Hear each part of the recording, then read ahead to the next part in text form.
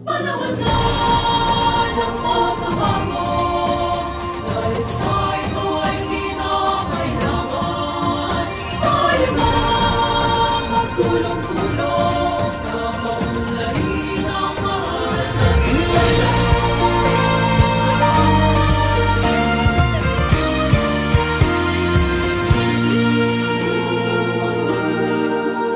Panahon na ng pagbabago, dahil sa ito ay kinakailangan tayo na magtulong-tulong na paunlarin ang mahal nating bayan.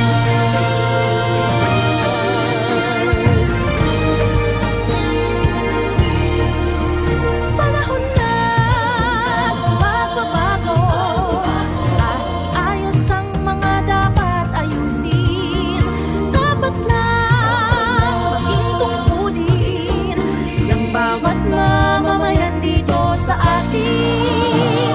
Gawin ng pagbabago patungo sa pag-asenso, magsikap ng mabuti at nang guminhawa tayo. Malaki natin sa mundo at ipamalas ang bagong Pilipino at bagong Pilipino.